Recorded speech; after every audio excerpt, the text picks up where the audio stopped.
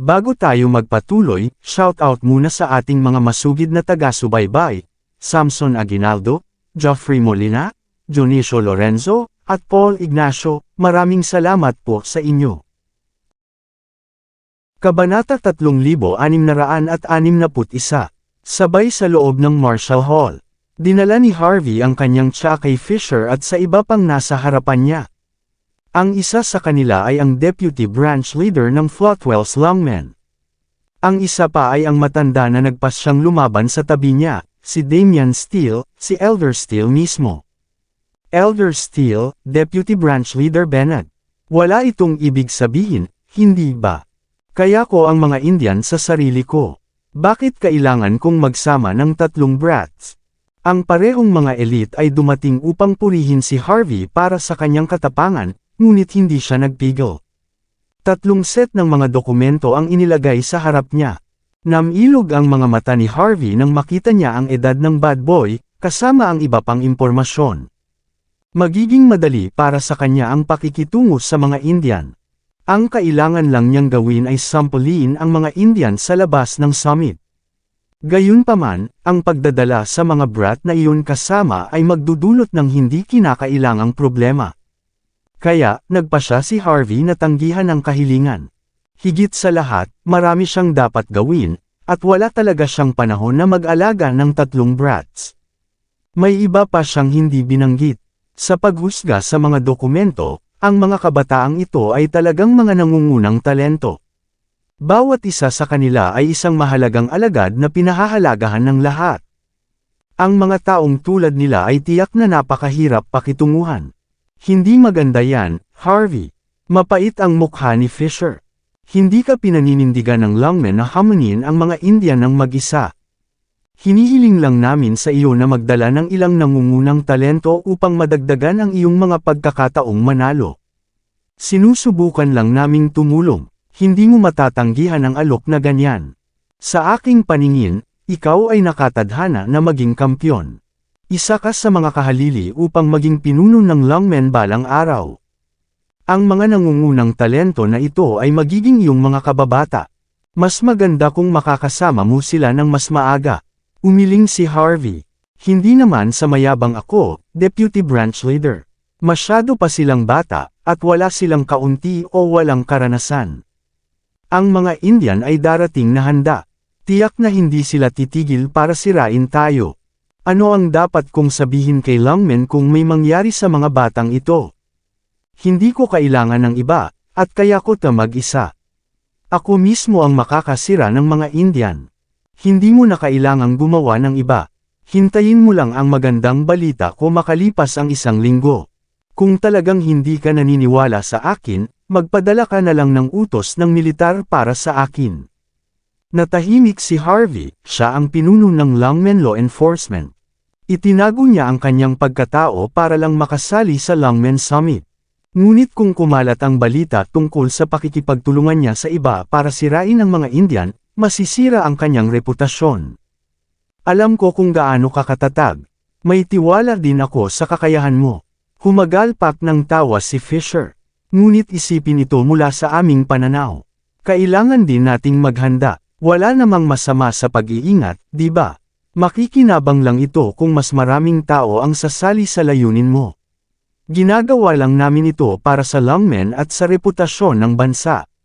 Dapat maintindihan mo kami. Hindi maaaring tanggihan ni Harvey sina Fisher at Damian sa puntong ito. Siya ay napabuntong hininga. I appreciate your concern, but I really don't have time to babysit those three. Hindi namin hiniling na alagaan mo sila, Harvey. Ngumiti si Fisher ng matamis sa kanya. Trato mo lang sila tulad ng mga instructor na kinuha mo.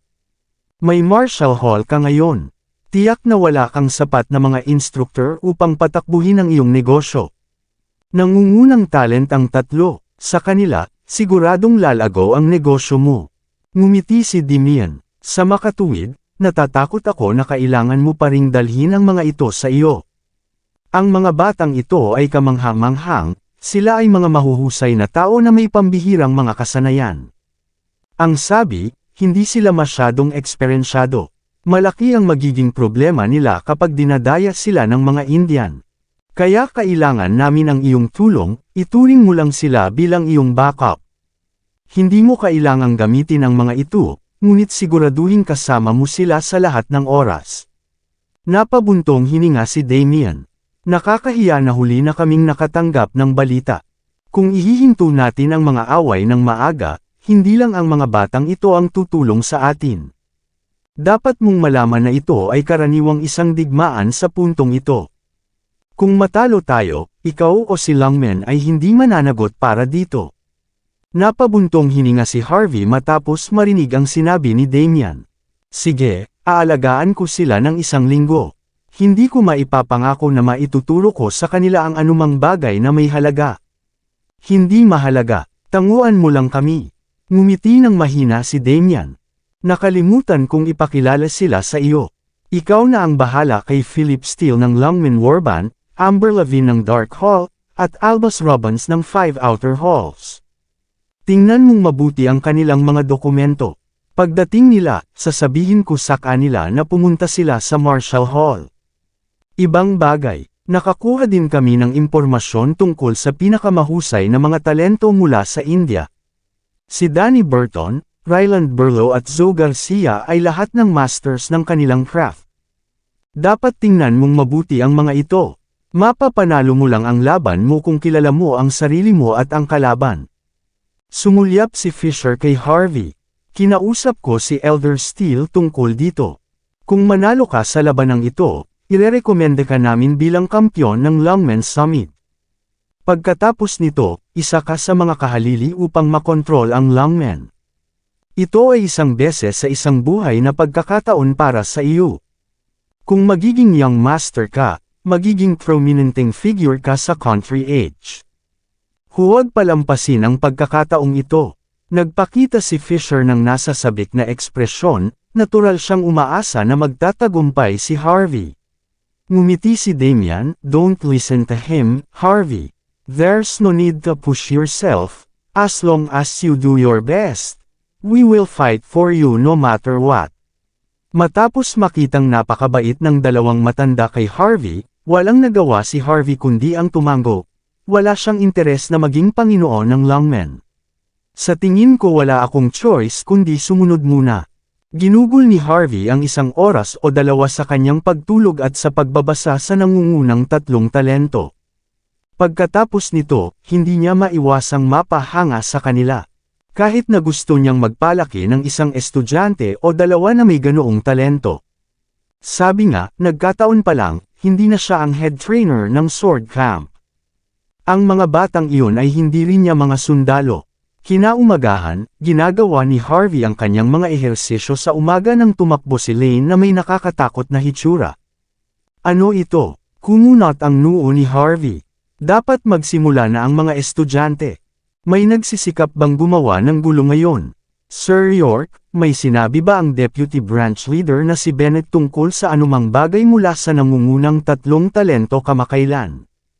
Inilabas ni Lane ang kanyang cellphone bago ipinakita ang surveillance footage kay Harvey sa Marshall Hall. 3 tao na mukhang wala pang 20 taong gulang ang makikita sa screen. Parang fairy ang aura ng batang babae. Ang isa sa mga lalaki ay mukhang mahiyain, habang ang isa naman ay napakalakas at maitim, nakahawig ng isang maliit na itim na panther. Sabay na pumasok ang 3 sa Marshall Hall. Matapos mabasa kagabi ang kanilang mga dokumento, tumango kaagad si Harvey nang makita niya ang tape. Tama iyan. Ang babaeng iyon ay si Amber Levine at siya ay mula sa Longman's Dark Hall. Ang mahiyaing batang iyon ay si Philip Steele. Siya ay mula sa Longman Warband. Ang Tanned Boy ay ang pinaka-impressed sa kanila. Siya si Albus Robbins at tinuruan siya ng 5 Outer Halls. Ano, dumating ba sila ng umaga? Hinahanap ba nila ako? Mapait na tumawa si Lane. Mabuti sana kung iyon ang kaso. Lahat ng 3 sa kanila ay napakalakas na martial artist na may hindi pangkaraniwang mga nagawa. Tuldok. Nasa sabik silang turuan ng mga mag-aaral ng Marshall Hall nung nakita nilang nagsasanay sila ng mga pangunahing kaalaman dito. Natigilan si Harvey. May nangyari ba sa mga estudyante? Wala. Wala naman. Hindi lamang sila nagtuturo ng napakahusay, ang kanilang mga pananaw ay medyo kakaiba. Kung ikukumpara sa mga instructor at sa akin, mas magaling sila. Sabi nga, very inexperienced sila. Very outspoken sila tungkol sa mga sekreto ng martial arts na natutunan nila. Diyan nanggagaling ang gulo. Ang ilan sa aming mga mag-aaral ay nagsasanay sa Yang Budokan, na ang iba ay natigil sa kanilang kasalukuyang antas sa loob ng maraming taon. At pagkatapos, 3 eksperto ang lumitaw nang wala sa oras at ginawa ang kanilang makakaya upang turuan sila at ibahagi ang kanilang mga lihim na hindi dapat ipasa. Paanong hindi mababaliw ang mga estudyante dito? Ayon sa aking impormasyon, mayroong humigit kumulang 1,000 tao ang sumugod sa Marshall Hall matapos marinig ang tungkol sa insidente. Malapit nang magsikip ang pasukan. May iba pa. Ang sitwasyong ito ay mahirap harapin. Maaaring humingi lamang ng paliwanag sa atin ang kanilang mga amo kung alam nilang ipinasa ng kanilang alagad ang mga sikreto ng kanilang martial arts. Ngunit kung pipigilan natin ang pinakamahusay na talento sa pagtuturo sa mga estudyante, iisipin din nila na tayo ng masama.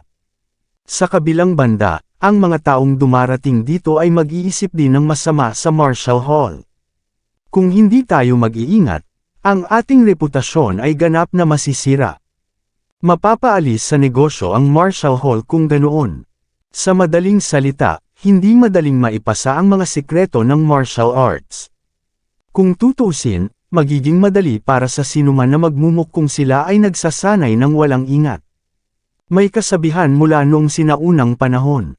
Gagamitin ng mga martial artist ang kanilang mga kakayahan upang subukan ang mga limitasyon.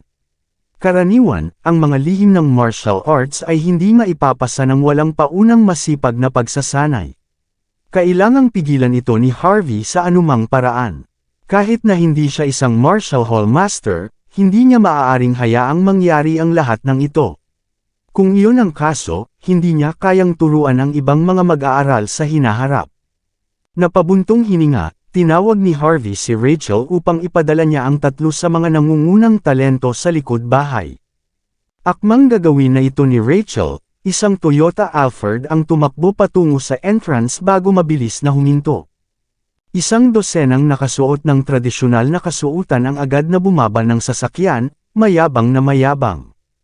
Agad nilang itinulak ang mga tao sa isang tabi at umabanti anuman at kahit na pinagsisigawan sila ng mga security. Young Master, ang isang masamang espiritu na babae sa edad na 30s ay ganap na hindi pinansin ang karamihan ng tao na pinapagalitan siya habang siya ay humakbang pasulong, na hinihikayat niya ang isang batang babae nang kumonsulta ito kay Amber tungkol sa kaalaman sa martial arts. Nakita ko online na may ilang kahanga-hangang young masters na pumunta sa Marshall Hall. Bulalas niya, narinig ko na ikaw ay napakalakas at may talento. Pero higit sa lahat, wala kang pagpigil habang nagtuturo. Ni hindi mo kinuha ang pera nila. Naghahanap ako ng 2 hands-on na instructor na magtuturo sa aking 3 taong gulang na anak ng martial arts. Kaya ako naririto para kunin kayong mga young masters para magtrabaho. Huwag kang mag-alala, ang aking anak ay isang matalinong bata. Ito ay magiging yung pinakamalaking karangalan na turuan siya. Kinuha ng babae ang isang salansan ng pera sa kanyang bulsa at inihampas ito sa mesa. Ito ay $150. Isaalang-alang ito ang bayad sa paaralan ng aking anak. Ako at ang aking pamilya ay makatuwirang mga tao. Kayong mga young master ay hindi kumukuha ng pera, ngunit hindi namin maaaring turuan mo ang aking anak nang hindi ka binabayaran. Kumunot ang noo ni Amber. We're not instructors, Mom, tahimik niyang sagot. Nagkataon lang kami dito. Kung mayroon kang mga katanungan, dapat kang pumila. Bukod dito, ang isang 3 taong gulang ay hindi pa angkop para sa pagsasanay. Ang mga 3 taong gulang na bata ay hindi angkop, sabi mo. Nagbago ang ekspresyon ng babae. Narinig ko na ang mga henyo ay nagsimulang magsanay sa sinapupunan ng kanilang ina. Ang aking sanggol na lalaki ay isang likas na matalinong bata. Gabi na para makapag-practice siya. Hindi ka naghahanap ng dahilan para paalisan ang pamilya ko, di ba? Nagpakita ng pagkasuklam ang babae at kumuha ng $150. Sabihin mo lang na hindi ito sapat. Marami akong pera dito. At huwag kang tumanggi. Kung hindi, baka takutin ka ng identity ko. Maaari kong sirain ang lugar na ito anumang oras. Nakakunot noo pa rin si Amber habang dahan daw ang sinabi, pumila ka, Nay. Sinasabi ko sa iyo ito ng isa pang beses, hindi kami mga instructor. Hindi rin kami kumukuha ng pera. Bueno, bakit ka nagtuturo ng mga aralin sa mga tao kung hindi ka isang instructor? Halatang galit ang babae, binigyan kita ng pera para turuan mo ang anak ko. Ito ang respeto ko sa iyo. How dare you natanggihan siya? Hayaan mong may sasabihin ako sa iyo. Sumama ka sa akin kahit anong mangyari. Gustong mag-ubo ng dugo ang babae bago pa siya makapagsalita. Iniinis mo talaga ako. Galit na galit ako. Siya ay palaging napakamayabang at walang nang ahas na sumalungat sa kanya. Kaya naman, agad siyang nagalit nang makilala niya ang isang taong talagang laban sa kanya. Maraming salamat sa lahat ng sumusubaybay. Please subscribe and follow my YouTube and Facebook channel, Pilipino Novel. Maraming salamat po. Kabanata 3665. Ginang anong nangyari? Nagpanik ang mga tao sa likod ng babae. Isang lalaking mukhang mayordomo ang humakbang at kinurot ang itaas na labi ng mayamang babae. Huwag mong hayaang may mangyari sa iyong sarili, ma'am. Buong pamilya namin ay nakasalalay sa iyo. You little bastard. Hindi niyo ba alam na nirerespeto ka ni madam para turuan mo ang anak niya? Ang lakas ng loob mong tumanggi sa kanyang kahilingan. Magbabayad ka kapag may nangyari sa kanya. Isang hakbang pasulong ang mayordomo at sinampal si Amber sa kanyang magandang mukha. Malakas at matalim ang sampal. Sa takot na makita ang babaeng umuubo ng dugo, tuluyang nakalimutan ni Amber na isa siyang martial artist, hindi man lang siya nakapag-react sa sampal. Sobrang tamlay ang pakiramdam niya. Noong nakaraan, ang mga tao ay karaniwang humihiling sa kanya ng magalang na gawin ang isang bagay. Ito ang kauna-unahang pagkakataon na nakatagpo siya ng ganoong kalokong mga tao sa labas. Magkatulad sina Philip at Albus, sila ay mga nangungunang talento na may kahanga-hangang lakas. Ngunit sa huli, wala silang karanasan. Matapos makita ang mukha ni Amber na sinampal, humakbang ang dalawa, at gustong pag-usapan ang mga dahilan. Walang kinalaman si Amber dito, sir. Hindi mo lang dapat sisihin ang mga inosenteng tao. Anong pakialam mo, nakikialam ka? Sinampal ng butler ang nangungunang dalawang talento gamit ang likod ng kanyang palad na walang pakialam sa mundo. You little bastard. How dare you talk back kami nung pinatay mo ang ginang namin? May death wish ka ba o ano? Ang mga estudyante at karamihan ay nagalit matapos makita ang eksenang iyon. Gusto nilang humakbang at tuligsain ang mga taong napakasama sa grupo ng mga bata. Ngunit pagkatapos na makita ang babae at ang kanyang mayordomo na kumikilos ng hindi makatwiran, hindi sila nang ahas na magsalita. Sa isang lugar tulad ng Floatwell, hindi maraming tao ang nang ahas na kumilos ng mayabang na ito. Kung may tatawid man sa mga katulad nilang dalawa, mahihirapan silang mabuhay sa natitirang bahagi ng kanilang buhay. Tinakpan nina Philip at Albus ang kanilang mga mukha, ganap na nanlamig, hindi nila matanggap ang nangyari sa kanila. Kung tutusin, pareho silang inaalagaan ng husto ng maraming tao mula sa kanilang mga organisasyon. Hindi pa sila na-trato ng ganito kalupit noon. Kahit na may gustong lumaban sa kanila, ang mga taong iyon ay magtatanong man lang ng magalang. Dahil doon, ang nangungunang dalawang talento ay kasing dalisay ng isang blankong papel, sila ay ganap na nagyelo sa mga nangyayari. Nakalimutan na nila kung paano haharapin ang sitwasyong nasa kamay. Tuldok, para saan kayong maliliit na bastard na nakatayo dyan? Sinampal muli ng mayordoma ang mukha ni Amber na nagpainit sa kanyang ulo. Mamamatay na ang aming may bahay. Hindi ka ba expert? Iligtas mo siya. Kung mamamatay siya, malalagay ka sa malaking problema. Napuno ng galit si Amber, at napakunot ang noo niya, at halos mabali ang mga ngiping napakagat sa bibig niya. Gayunpaman, gusto pa rin niyang abutin nang makita niyang umuubo pa ng dugo ang masamang babae. Tumigil ka. Lumitaw si Harvey sa harap ng karamihan, na napapaligiran ni Lane at ng iba pang instructor. Ikinumpas niya ang kanyang kamay, sinenyasan si Rachel na iwaksi ang mga tao para hindi pagkaguluhan ang mga bata. May rules dito, hindi mo magagawa ang gusto mo. Silang dalawa at si Amber ang bisita namin. Napagpasyahan lang nilang turuan ang mga estudyante dito sa isang kapritsyo. Mabait lang sila, hindi nila ito trabaho. Dahil sa iyong circumstances, hindi kita papanagutin. Kailangan mong umalis ngayon. Kung hindi, huwag mo akong sisihin sa mga sumunod na mangyari. Harvey York. Ikaw ang may-ari ng Marshall Hall. Sinukat ng butler si Harvey bago malamig na tumawa. Ikaw ang maalamat na tao na nanligaw sa katanyagan, ang tinatawag na master na gagawin ang lahat para sa pera. Narinig ko na. Itinaas mo ang bayad sa hindi bababa sa $14,000 para sa sinumang magparehistro dito. Nililimitahan mo pa ang bilang ng mga taong ipapatala kada semestre. Ikaw lang mismo ang nagtatambak ng lugar kaya mukhang mas mahal ito kaysa sa tunay. Nangingikil ka ng pera sa mga tao. Bilang isang master, hindi mo lang iniisip ang mga tao, at hindi mo lang sinusubukang ipalaganap ang iyong martial arts sa buong mundo. Ginugulo mo pa ang kanilang utak para lang kumita ng mabilis na pera. Nakakadiri kayo. Dumura ang mayordoma sa lupa. Kilala mo ba kung sino ang aming ginang? Siya ay kamag-anak ni Young Master Bierstadt mula sa Golden Palace, ang Holy Martial Arts Training Ground. Kung may mangyari man sa aming ginang, hahabulin ka ni Young Master Bierstadt hanggang sa dulo ng mundo. Napabuntong hininga ang lahat. Mukhang natakot nang marinig ang pangalang Golden Palace.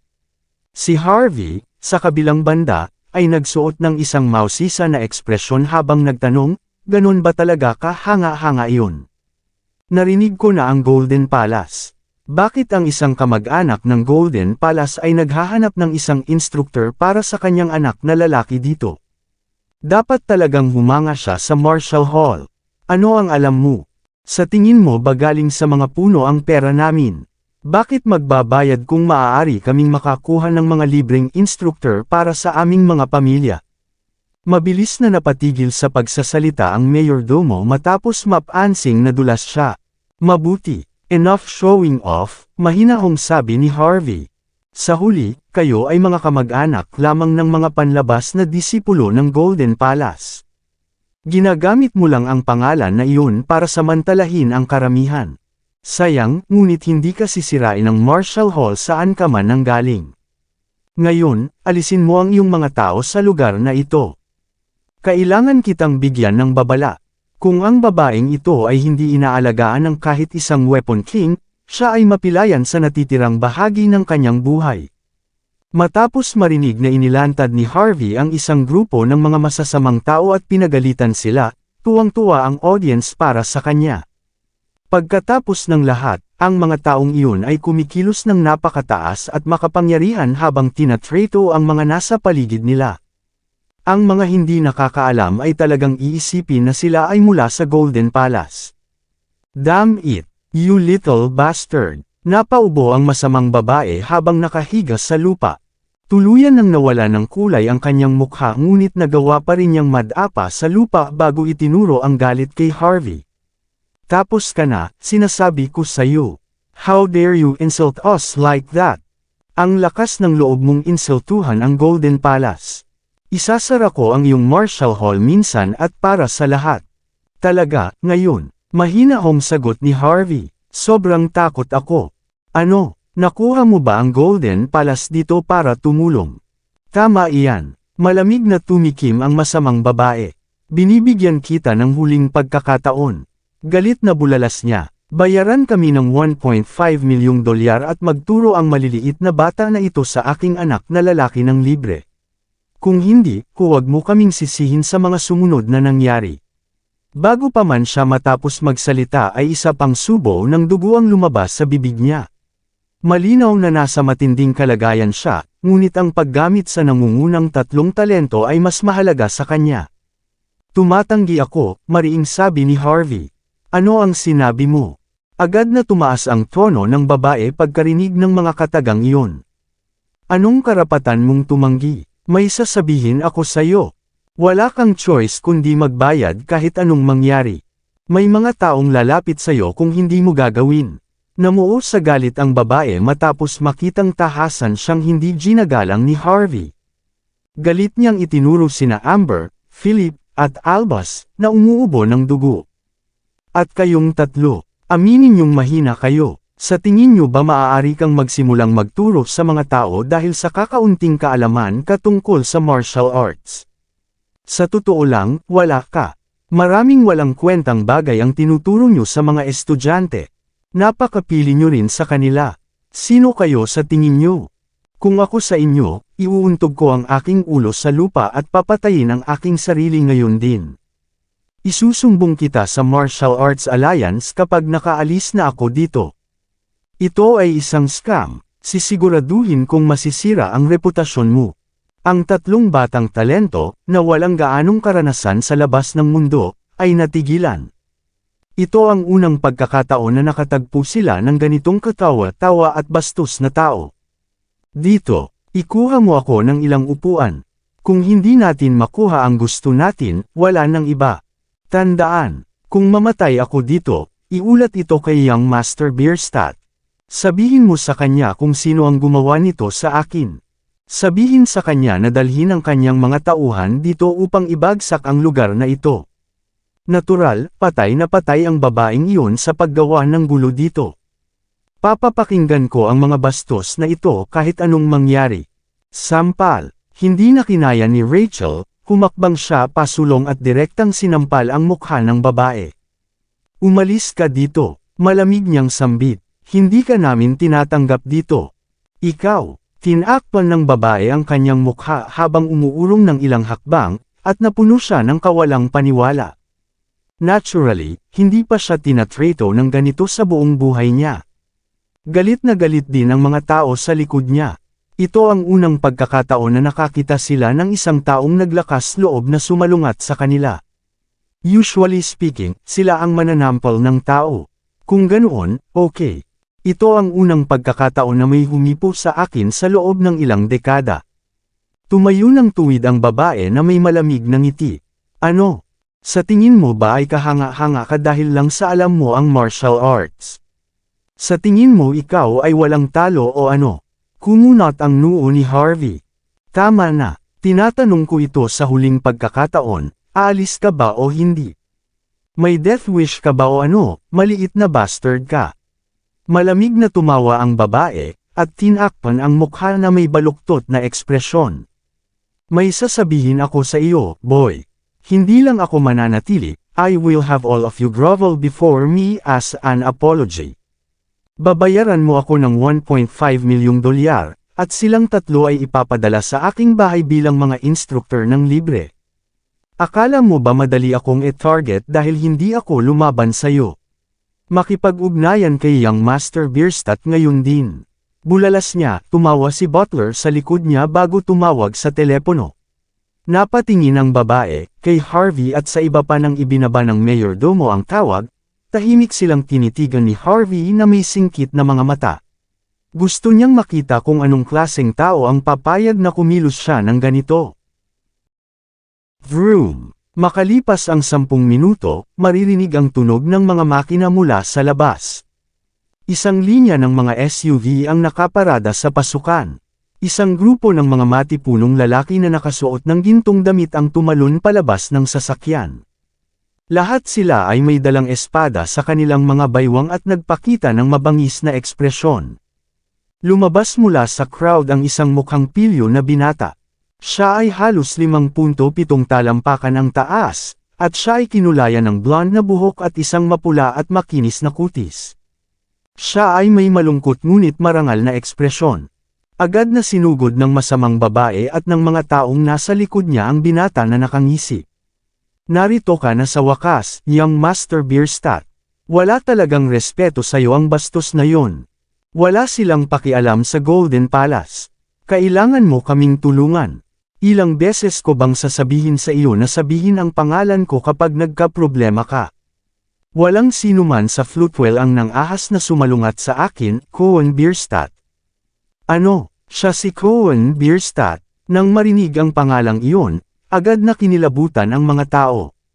Si Cohen ay isang panlabas na disipulo lamang ng Golden Palace, ngunit mayroon siyang isang nakatatandang kapatid na lalaki na isang aktwal na disipulo ng organisasyon.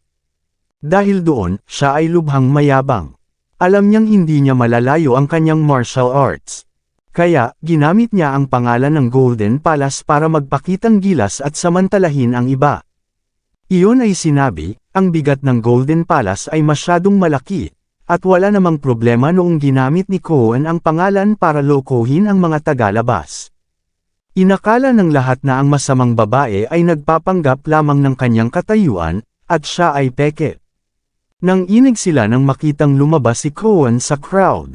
Ang isa sa mga instructor, isang babae mula sa Golden Palace, si Lane, ang kanyang mga mata ay nagulat nang makita si Cohen. Gayunpaman, hindi siya nakatakas, at mabilis siyang naglakad patungo kay Harvey bago mahinang nagsalita, "He's great, Sir York. Hayaan akong tugunan ito, at huwag kang gagawa ng padalos-dalos." Bago pa man makapagsalita si Harvey ay humakbang na pasulong si Lane. "Kumusta, young Master Bierstadt?" "Oh, Lane, pinakamamahal kong junior. Bakit mo ako kinakausap? Kilala ba natin ang isa't isa o ano?" Nagpakita ng masamang tingin si Cohen nang makita niya ang balingkinitang katawan at magandang mukha ni Lane. Ngumiti siya, "Hindi mo lang nirerespeto ang pinsan ko dito, kundi sinaktan mo pa siya sa mukha. Ano, sa tingin mo ba ay maaari mong pag-usapan ang iyong paraan mula dito? Sa tingin mo hahayaan kitang yurikan ang pride ko ng ganito?" Ha! Isang hakbang pasulong si Cohen bago binasag ang ceramic tile sa isang katok. Anong daman-anteng galaw? Agad na napa-atras ang mga batang talento nang makita ang nangyari. Ito ay hindi na sila ay natatakot kay Cohen, sila ay likas na natakot dahil ito ang unang pagkakataon na nakakita sila ng isang nakakatakot na tao. Walang sabi-sabing sinulyapan ni Harvey ang tatlong bata. Ito ay isang aral para sa kanilang tatlo, at sa wakas ay napagtanto nila na ang labas ng mundo ay hindi kasing dali ng kanilang inaakala. Gayunpaman, ang karanasan ay ang ina ng karunungan. Naramdaman ni Lane na namanhid ang ulo niya. Siya ay likas na sinubukang mamagjitan sa sitwasyon. Ang lahat ng ito ay hindi pagkakaunawaan, young Master Bierstadt. Ang iyong pinsan. Tama na ang kalokohang ito. Sa tingin mo ba ay may pakialam ako sa mga hangal na detalye tulad ng tama o mali? Walang mas hihigit pa sa reputasyon ko. Halatang galit si Cohen. Dahil mula ka rin sa Golden Palace, bibigyan kita ng pagkakataon. Naipaalam na kay Cohen ang nangyari. Number 1, ibigay mo sa pinsan ko ang pera na gusto niya. Number 2, gawin ang tatlong maliliit na bastard na iyon na magtrabaho para sa kanya ng libre. Higit pa rito, kailangan nilang gawin iyon sa loob ng 3 buong taon. Number 3, lumuhad sila sa mismong lugar. Sasama ka sa akin pagkatapos nito. Iiwan ko ito kapag natugunan ang lahat ng mga kondisyon. Kung hindi, huwag mo akong sisihin sa mga sumunod na mangyari. Ikaw ang may mali, hindi mo magagawa ito. Bulalas ni Lane sa nanginginig na boses. Ano, pinag-uusapan mo ang mga dahilan sa akin?